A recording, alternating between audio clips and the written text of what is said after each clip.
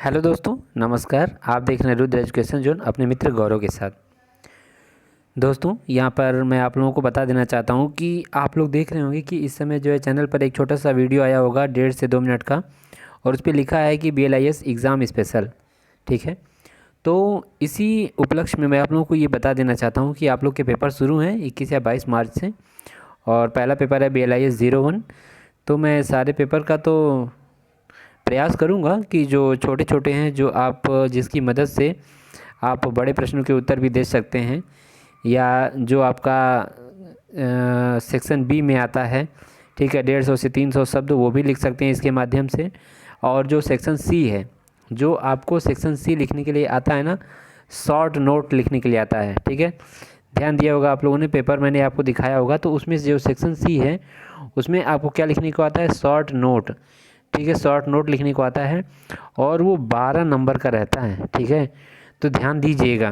ठीक है, सबसे पहले तो मैं आपको ये बता देना चाहता हूँ, थोड़ा सा देखिए, थोड़ा स्वास्थ्य ठीक नहीं है, खांसी आ रही है, ठीक है, इसलिए वीडियो में थोड़ा सा आवाज़ इधर उधर हो तो उसके लिए आप लोग परेशान मत होइएगा। ठीक है, देखिए मैं आप लोग को ये बताना चाहता हूँ कि जो पेपर है आपका वो 70 नंबर का होता है, ठीक है ना। 70 नंबर का होता है, क्योंकि 30 नंबर का आप लोग क्या जमा कर देते हैं, असाइनमेंट जमा कर देते हैं, जमा करते हैं ना 30 नंबर का असाइनमेंट। तो 70 + 30 इजकल टू हो गया क्या, 100। ठीक है, तो एक चीज़ ध्यान दीजिएगा कि यहाँ पर आपको जो है 6 प्रश्नों के उत्तर देने होते हैं पूरे में से, और 3 फ्रॉम सेक्शन ए, और 1 from section B, and 2 from section C. ठीक है, तो आप लोग को मैं बता देना चाहता हूँ कि जो लॉन्ग आंसर टाइप क्वेश्चन है उसमें से आपको 3 का जवाब देना होता है। ठीक है, और ये टोटल मार्क्स कितने होते हैं, ये होते हैं 48 नंबर के, यानी कि 48 का मतलब क्या हो गया, 3 प्रश्न का जवाब देना है, तो 16 + 16 + 16, ठीक है, ये हो गया 48। ध्यान दीजिएगा, बहुत अच्छे से समझ लीजिए इस चीज़ को। ठीक है, ये हो गया लॉन्ग आंसर टाइप क्वेश्चन। और जो छोटे प्रश्न है जहाँ आपको एक का जवाब देना है 150 से 300 शब्दों में, वो प्रश्न आपका होता है 10 नंबर का। ठीक है, तो अभी आपने देखा कि 48, 10 और 12 कितना हो गया ना 70। ध्यान दीजिए, ये 8 + 2 10, और यहाँ पे 5, यहाँ पे क्या हो गया, यहाँ पे हो गया 5 2 7, ठीक है, 70 70। ठीक है, देखिए बेटा, मैं आप लोगों को क्या बताना चाह रहा हूँ, मैं ये बताना चाह रहा हूँ कि मैं छोटी छोटी चीज़ें जो आपको दिखा रहा हूँ, या छोटे छोटे प्रश्नों को याद करने का तरीका बता रहा हूँ। जैसे अब ये मैं आज आपको जो बताने जा रहा हूँ इसमें प्रतिलिपि अधिकार बहुत ही सिंपल है, कॉपीराइट। सब लोग चिल्लाते रहते हैं, हमारे यूट्यूब पर भी ये होता है कि कॉपीराइट, उसने उसका कॉपीराइट किया, ये है कॉपीराइट क्लेम आ जाएगा, ऐसा होगा। कॉपीराइट है क्या, तो ये पुस्तकालय के क्षेत्र में प्रतिलिपि अधिकार या कॉपीराइट का अपने आप में एक बहुत ही विशेष महत्व है। ठीक है बच्चों, तो इस चीज़ को ध्यान से देखते हुए मैं आप लोग को बता देना चाहता हूँ कि ये जो प्रतिलिपि अधिकार या कॉपीराइट है ना, या इंडियन कॉपीराइट है, कॉपीराइट एक्ट है, ये सब चीज़ें जो है आपका टिप्पणी यानी लास्ट वाले में जो सेक्शन सी है 12 नंबर वाले में, उसमें आ सकता है। ठीक है, तो इसको ध्यान से देखिए, यहाँ प्रतिलिपि अधिकार या कॉपीराइट के बारे में क्या दिया गया है। तो कॉपीराइट एक ऐसा निषेधात्मक कानून है, ठीक है बच्चों, ध्यान से देखिए। कॉपीराइट एक ऐसा निषेधात्मक कानून है जो किसी रचनाकार आविष्कार की रचना को उसकी अनुमति के बिना चोरी छिपे पुनरुत्पादन, पुनरुत्पादन मतलब कि पुनः उत्पादन, ठीक है, ध्यान दीजिएगा, पुनः उत्पादन, ठीक है, पुनरुत्पादन कर दूसरी विधा में रूपांतरित कर बेचने से रोकता है। ठीक है, इसके अंतर्गत संस्करण, इसके अंतर्गत संस्करण, रूपांतरण, प्रकाशित करने, बेचने, धारावाहिक रूप में प्रकाशन, नाट्य रूपांतरण और फिल्मांकन, अनुवाद करने, संक्षेपण, नाटक व संगीत रचना की मंचीय प्रस्तुति, कंप्यूटर प्रोग्राम की प्रतिलिपि आदि के अधिकार आते हैं। ठीक है, ध्यान दीजिएगा, इसमें क्या है कि आप दूसरे के किसी भी चीज़ को आप चोरी करके, रूपांतरित करके आप उसको प्रस्तुत नहीं कर सकते हैं। ठीक है, नाटक, संगीत रचना की मंचीय प्रस्तुति, कंप्यूटर प्रोग्राम की प्रतिलिपि, ठीक है, ये आप फोटोकॉपी करके और उस पर अपना नाम छाप करके उसको आप मार्केट में नहीं ला सकते हैं। ठीक है, साधारण शब्दों में यह रचनाकार को उसके द्वारा रचित कृति पर यह अधिकार प्रदान करता है। कौन उस कार्य को उपयोग कर सकता है, प्रतिलिपि बना सकता है, कृति के सहयोग के लिए नवीन कृति का निर्माण कर सकता है। जब किसी नवीन कृति का सृजन होता है और यह नव सृजन की परिभाषा के अंतर्गत आता है, तो कृतिकार को यह अधिकार मिलता है कि कौन और कैसे कोई इसका उपयोग या इसकी प्रतिलिपि कर सकता है, किसके निमित्त इसका उपयोग कर सकता है, कृतिकार अपने अधिकार को बेच सकता है अथवा किसी के लिए कार्य कर सकता है। ठीक है, तो ध्यान देने वाली बात है। कॉपीराइट आप लोग समझ लीजिए, कॉपीराइट है क्या, यानी कि एक विशेष व्यक्ति, ठीक है, जिसने अपने लिए या उसने जो है कि अपनी कृति बनाई है, ठीक है, उसने जो है किसी चीज़ का निर्माण किया है, तो उसके आज्ञा के बिना आप उसको चोरी करके आप अपने तरह से उसको नहीं यूज कर सकते हैं। ठीक है, यही है प्रतिलिपि अधिकार। ठीक है, इसी के आगे मैं आप लोगों को एक चीज़ और इसी के साथ जोड़ करके बताने वाला हूँ। ठीक है, ये भी बहुत अच्छी चीज़ है, इसको भी ध्यान से देख लीजिए। और ये मैं आपको बता देना चाहता हूँ, भारतीय प्रतिलिपि अधिकार अधिनियम, अभी मैं बात कर रहा था ना इंडियन कॉपीराइट एक्ट का। ठीक है, तो देखिए यहाँ पे आ गया इंडियन कॉपीराइट एक्ट क्या है। तो ये छोटी छोटी इमेज है, देखिए इसको मैंने जो है किताब से खींच के इसमें मैं आपको समझाने का प्रयास कर रहा हूँ। ये मैं इसलिए कर रहा हूँ क्योंकि किताब अगर आप कम देखते हैं, क्योंकि आज के समय में लोग मोबाइल ज़्यादा देखते हैं, ठीक है, किताब कम देखते हैं, तो इसलिए मैं ये समझा रहा हूँ कि देखिए अगर आप मोबाइल देखेंगे तो इससे भी आपका फ़ायदा रहेगा, और पेपर में जा कर के कम से कम जो याद रहेगा वो लिख देंगे। ठीक है, छोड़िएगा मत एक भी प्रश्न, सारे प्रश्न कीजिएगा, लिखिएगा ज़रूर। ठीक है, पुस्तकालय के बारे में लिखना इतना कोई बहुत बड़ी बात नहीं है।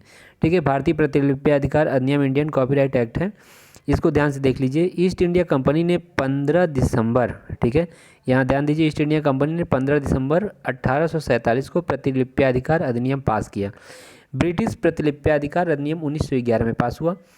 दोनों अधिनियम को मिलाकर 1914 में प्रथम प्रतिलिपि अधिकार अधिनियम बना। ठीक है, ये जो सन लिखे हुए हैं ना, ये थोड़ा सा याद रखने का प्रयास कीजिएगा।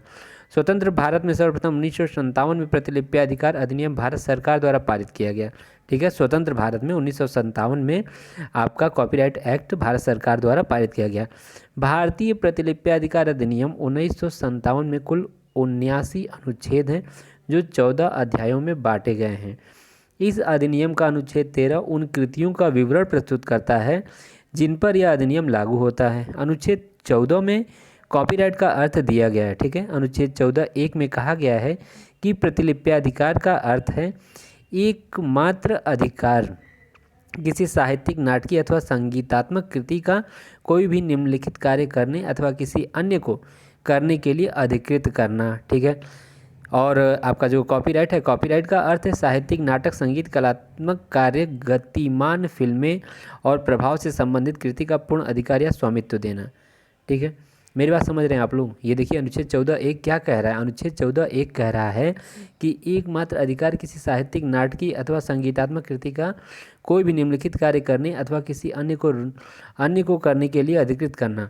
ठीक है, ये हमको क्या देता है, हमको अधिकार देता है। ठीक है, हमने कोई काम किया है वो मेरा है। ठीक है, मैंने कोई कृति का निर्माण किया है, ठीक है, मैंने कोई संगीतात्मक कृति का निर्माण किया है, साहित्यिक, नाटकीय कुछ भी किया है मैंने, और उस पर मेरा जो है पूर्ण अधिकार है। ठीक है, उसको कोई चोरी नहीं कर सकता है। ठीक है, इस चीज़ को थोड़ा सा आप लोग ध्यान दीजिएगा। ठीक है, और सर्वप्रथम जो है स्वतंत्र भारत में कब लागू किया गया है, तो ये भारतीय प्रतिलिपि अधिकार अधिनियम या कॉपीराइट आप इसको बोल सकते हैं, 1957 में। ठीक है, 1957 में भारत सरकार द्वारा लागू किया गया।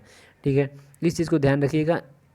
ये मैं छोटे छोटे जो इमेज हैं उसको ले करके और ये वीडियो बना दिया है मैंने, तो ये मैंने आपके फ़ायदे के लिए बनाया है। ठीक है, इसको ध्यान से आप लोग देखेंगे ना, और इसको देख करके आप पेपर में जाएंगे तो कुछ ना कुछ तो ज़रूर। और देखिए सबसे बड़ी बात क्या है बच्चों, कि मैं आप लोग को बार बार बता रहा हूँ कि जो लास्ट वाले जो आपको नोट आता है ना, शॉर्ट नोट लिखने के लिए, ठीक है, शॉर्ट नोट लिखने के आता है।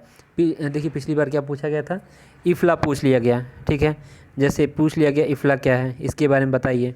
ठीक है, यूपी पब्लिक लाइब्रेरी एक्ट बताइए, या इंडियन कॉपीराइट एक्ट बताइए। केवल ये इतना लिख दिया जाता है, उसके बाद दे देते हैं कि 50 से 100 शब्दों में आप टिप्पणी लिखिए। ठीक है, तो ये ध्यान दीजिएगा, ये सब आ सकते हैं शॉर्ट नोट में। ठीक है, इसीलिए मैं आपको ये बता दे रहा हूँ और दिखा दे रहा हूँ बढ़िया से। ठीक है, इसी तरह शॉर्ट नोट में अगर बात किया जाए, और आगे चलते हैं हम लोग, थोड़ा सा देख लेते हैं। ये एक शॉर्ट नोट कहा जाए या फिर इसको कहा जाए, ये जो है पुस्तकालय विज्ञान के 5 सूत्रीय बहुत ही इंपॉर्टेंट प्रश्न है। ठीक है, ये आपका सेक्शन बी में आ सकता है, और कभी कभी तो ये सेक्शन ए में ज़रूर पूछता है। ठीक है, कि ये जो पुस्तकालय विज्ञान के 5 सूत्र हैं वो किसने दिया है, और ये किस प्रकार कार्य करता है, कौन कौन से सूत्र हैं। देखिए इसको बहुत ज़रूरी है, देखिए मोस्ट इम्पॉर्टेंट।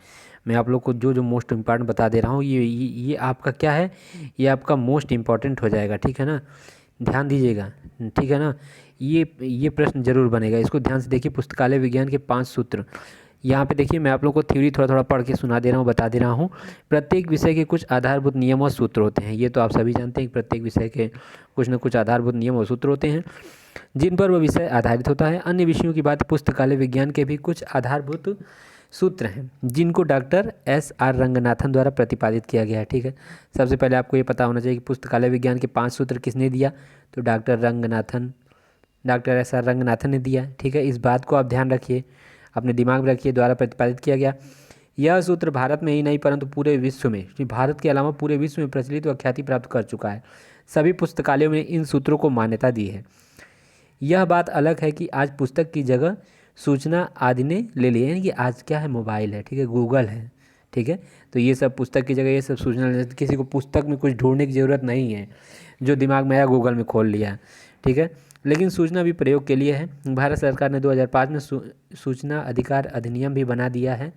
एक चीज़ और यहाँ देखिए, भारत सरकार ने 2005 में सूचना अधिकार अधिनियम कब बना, सन 2005 में, ये भी आपको जानने वाली चीज़ है।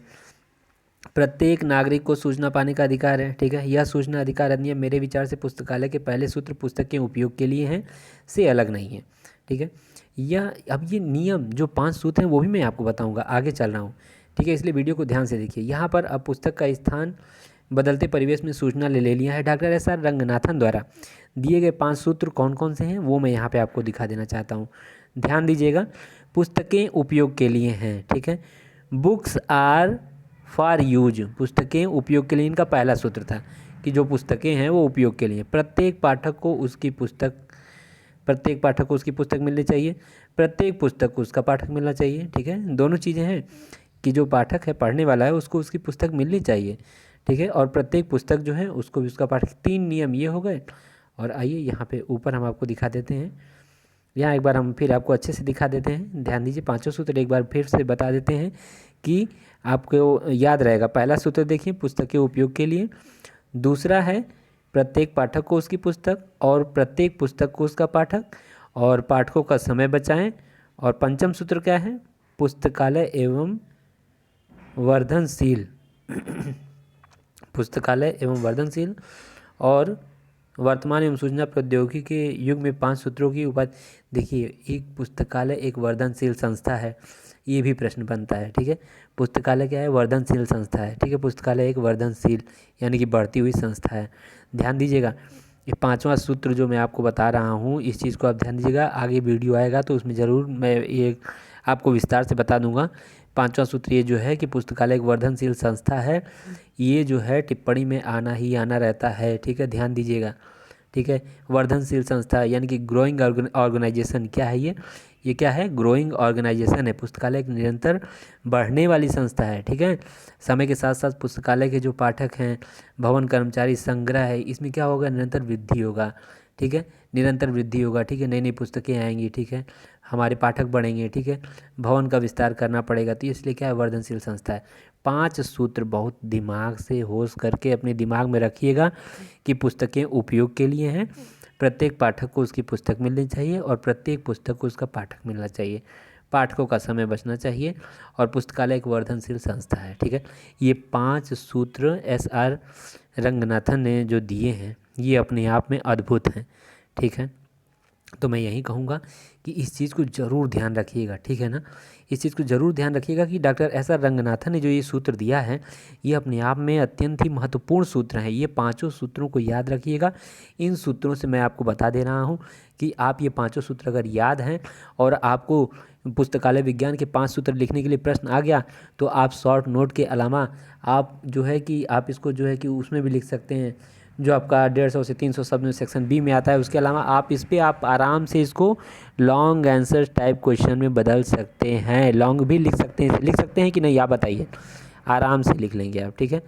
और इसी के साथ थोड़ा सा आगे चलते हैं और देख लेते हैं और कुछ है, आइए देखते हैं। ये देखिए क्या है, थोड़ा सा वीडियो लंबा होगा लेकिन कोई बात नहीं है, थोड़ा आप लोग सुनिए, इसको सुनने का प्रयास कीजिए, देखिए, ये शॉर्ट नोट में आ सकता है, ठीक है। भारतीय विश्वविद्यालय आयोग 1902, ठीक है, इसको ध्यान दीजिए, इसको ध्यान दीजिए, मैं इसको पढ़ के सुना दे रहा हूँ। उस समय लॉर्ड कर्जन वायसराय बनकर भारत आए। लॉर्ड कर्जन की शिक्षा में बहुत रुचि थी, इसलिए उन्होंने शिक्षा के क्षेत्र को आगे बढ़ाने के लिए बहुत प्रयत्न किया। उन्होंने शिक्षा की गुणवत्ता पर जोर दिया और विश्वविद्यालय स्तर पर शिक्षा प्रणाली व शिक्षा की गुणवत्ता दोनों को सुधारने की प्राथमिकता दी। अपने मिशन को पूरा करने के लिए लॉर्ड कर्जन ने 27 जनवरी 1902 को सर थॉमस रैले की अध्यक्षता में भारतीय विश्वविद्यालय आयोग की स्थापना की। इसको रैले कमीशन के नाम से भी जाना जाता है। इस आयोग का मुख्य कार्य शिक्षा का सुधारीकरण करना व विश्वविद्यालयों की दशा सुधारना।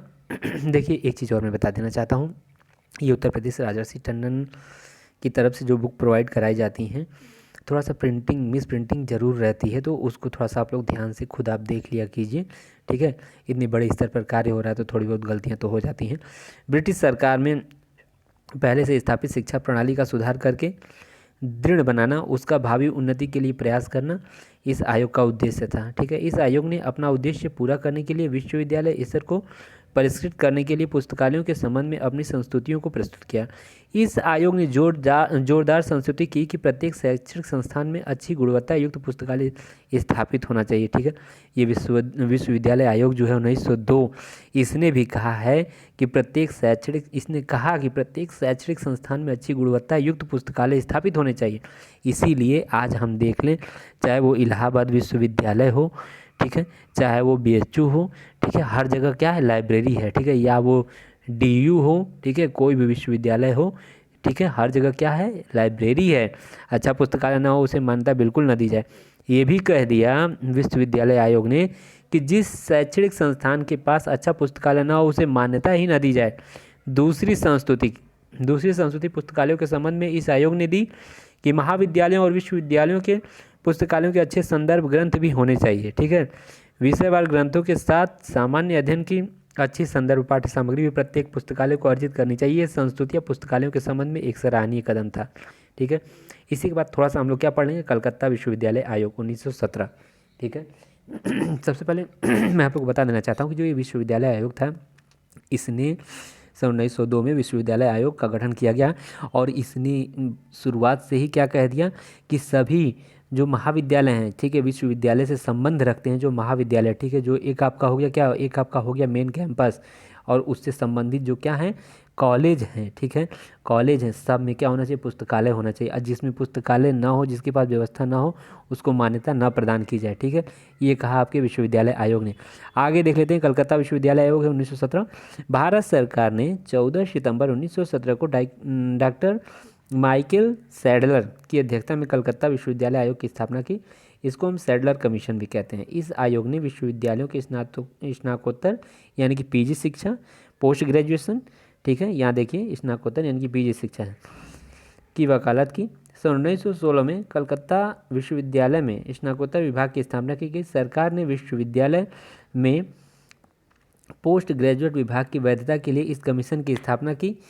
इसका मुख्य कार्य यह सुनिश्चित करना था कि कलकत्ता विश्वविद्यालय द्वारा जो पोस्ट ग्रेजुएट शिक्षा दी जा सकती है या नहीं, ठीक है, इसको बताना था, सुनिश्चित करना था। इस आयोग को यह अधिकार भी दिए गए थे कि वह अन्य विश्वविद्यालय की जांच कर सकता है। कलकत्ता विश्वविद्यालय के साथ अन्य विश्वविद्यालयों की तुलना अध्ययन भी कर सकते हैं, ठीक है, ये मतलब जांच भी कर सकता है कलकत्ता विश्वविद्यालय और तुलनात्मक अध्ययन भी कर सकता है। इस आयोग ने कलकत्ता विश्वविद्यालय व अन्य विश्वविद्यालयों की समस्याओं का एक गहन अध्ययन किया और शिक्षकों की नियुक्ति, विभागों की स्थापना, पाठ्यक्रम में सुधार, शिक्षा संबंधी कार्यों, परीक्षा कार्य, आंतरिक प्रशासन, उपाधि वितरण, व्यावसायिक शिक्षा के संबंध में सुझाव और संस्तुतियों को अपने प्रतिवेदन में दिया, ठीक है ना। तो ध्यान दीजिएगा, कलकत्ता विश्वविद्यालय जो बनाया गया इसको हम क्या कहते हैं, कलकत्ता विश्वविद्यालय को सैडलर आयोग भी कहते हैं, सैडलर कमीशन भी कहते हैं, ठीक है। ये भी याद रखने वाली चीज़ है कि ये सैडलर कमीशन है, ठीक है, इसलिए बनाया गया कि ये जो है और भी जो विश्वविद्यालय हैं उनका मतलब कि किस तरह से वो संचालित हो रहे हैं, ठीक है, किस प्रकार से वहाँ शिक्षा की व्यवस्था क्या है, उसका तुलनात्मक अध्ययन करना, ठीक है। तो ये सारी चीज़ें कलकत्ता विश्व, तो ये जो मैंने आपको बता दिया, आज मैंने आपको क्या क्या बताया, आज मैंने आपको कलकत्ता विश्वविद्यालय आयोग 1917 बताया, भारतीय विश्वविद्यालय आयोग 1902 के बारे में चर्चा की। उसके साथ साथ आपको मैंने पुस्तकालय विज्ञान के 5 सूत्र बताए। पहला सूत्र क्या था, ठीक है, दिमाग में तुरंत आ जाना चाहिए। पुस्तकें उपयोग के लिए हैं, प्रत्येक पाठक को उसकी पुस्तक मिलनी चाहिए और प्रत्येक पुस्तक को उसका पाठक मिलना चाहिए, पाठक का समय बचना चाहिए। ठीक है, और पुस्तकालय क्या है, वर्धनशील संस्था है। ये डॉक्टर एस आर रंगनाथन का क्या था, 5 सूत्र थे। ये केवल अपने देश में ही नहीं, विदेशों में भी बहुत ज़्यादा चर्चित हैं। ठीक है, और आज भी इनकी मान्यता है। ठीक है, और मैंने आपको क्या बताया 5 सूत्र के अलावा, और मैंने आपको बताया कि भारतीय प्रतिलिपि अधिकार अधिनियम, इंडियन कॉपीराइट एक्ट क्या है। ठीक है, जो इंडिया के इंडियन कॉपीराइट एक्ट, यानी कि इंडिया में जो भी आपकी कृतियाँ हैं, ठीक है, जो आपको पुस्तकों के माध्यम से, ठीक है, आपको मिलती हैं, या कोई कलाकृतियाँ हैं, ठीक है, इनका जो है कि कोई दुरुपयोग नहीं कर सकता है। ठीक है, इनका जो है कि कोई अपना नाम लगा करके उपयोग नहीं कर सकता है। तो इसके लिए अधिनियम बना दिया गया। और वो क्या अधिनियम है, अधिनियम को जो है 14(1) में कहा भी गया है कि प्रतिलिपि अधिकार जो है एकमात्र किसी साहित्यिक, नाटकीय अथवा संगीतात्मक कृति का कोई भी निम्नलिखित कार्य करने अथवा किसी अन्य को करने के लिए अधिकृत करता है। ठीक है, ये कहा गया प्रतिलिपि अधिकार अधिनियम में। ठीक है, और जो स्वतंत्र भारत में सर्वप्रथम जो है कि 1957 में प्रतिलिपि अधिकार का सरकार द्वारा जो है कि पारित किया गया या लाया गया इसको। ठीक है, और ईस्ट इंडिया कंपनी की बात कर लें तो ईस्ट इंडिया कंपनी ने 15 दिसंबर 1847 को प्रतिलिपि अधिकार अधिनियम पास किया था। ये सब चीज़ें आपको याद रखना पड़ेगा। ब्रिटिश प्रतिलिपि अधिकार अधिनियम 1911 में पास हुआ। ठीक है, तो इसको याद रखिए। और एक चीज़ मैंने शुरुआत में बताया, क्या आज वीडियो शुरू हुआ था हमारा कॉपीराइट से। ठीक है, तो ये सारी चीज़ें बहुत ज़रूरी है याद रखना, इस चीज़ों को, ये सब सारी चीज़ें आप ज़रूर याद रखिएगा। आज जो जो बताया गया उसको ज़रूर याद रखिएगा।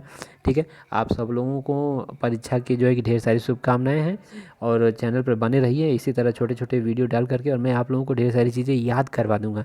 ठीक है, आपको पेपर में बिल्कुल प्रॉब्लम नहीं होगी। ठीक है, बस वीडियो लास्ट तक देखा करिए, बीच बीच में छोड़कर मत देखा करिए, नहीं तो आधा अधूरा ज्ञान रह जाएगा। फिर आप कहेंगे सर आपने ये नहीं बताया वो नहीं बताया, इसलिए पूरा ज्ञान, ठीक है, पूरा ज्ञान पूरा वीडियो, ठीक है ना। धन्यवाद।